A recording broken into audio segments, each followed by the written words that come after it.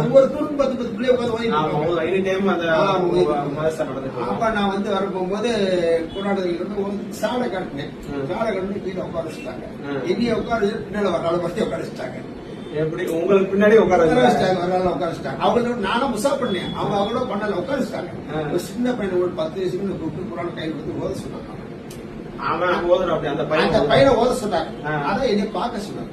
சொல்ற சாலை நமக்கு தெரியுது. கேளுன்னு சொன்னாரா பார்க்க சொன்னாரா?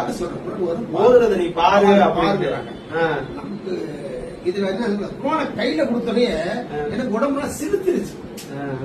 நம்ம போய் ஓத சொல்றாங்க கையில கொடுத்தது எனக்கு அந்த நேரத்துல என்னன்னா ரசூல்லாவுடைய யாவது எனக்கு வந்தது. ஜிப்ரீல் வந்து ஓதுன்னு சொன்னாங்க ரசூல்லா. எனக்கு ஓத தெரியாத ரசூல்லா சொல்றாங்க. அந்த செயல்ல அந்த சிந்தனை தான் வந்து இந்த பயான்ல நிறைய பயான்ல நம்ம கேட்டிருப்போம். அந்த சிந்தனை தான் எனக்கு வந்தது. அதே மாதிரி நம்மளுக்கு ஒரு இன்ஸ்டன்ட் நடக்குதே அப்படிங்கிற மாதிரி.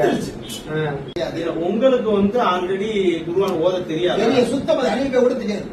அலிபே கூட சின்ன பிள்ளைங்க மதரசா ஓது நான் மறந்துட்டான்.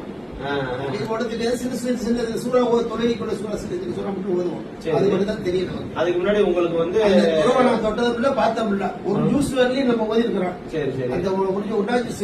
குர்ஆன் ஓதிருக்கீங்க. குர்ஆன் ஓதுனது எல்லாமே மறந்துருச்சு. சுத்தமா மறந்து போச்சு. அந்த அதுக்கு முன்னாடி இல்ல. அதுக்கு முன்னாடி அவர் ஓத சொல்றதுக்கு முன்னாடி வரை நீங்க அந்த குர்ஆனை நீங்க பாத்தீங்கன்னா சும்மா எழுத்த மட்டும் தான் உங்களுக்கு தெரியாது. எழுத்து என்ன இருக்கு தெரியாது. அந்த எழுத்து கூட தெரியாது. தெரியாது. அலிஃப் மட்டும் தெரியும். அலிஃபே கூட தெரியாது. அது கூட மறந்து தெரியாது. அலிஃபேங்கிறது தெரியுது. அது சொல்ல தெரியாது. இது அலிஃப் இது பே தெரியாது. குர்ஆனுடைய அரபி எழுத்து தெரியுது. தெரியாது.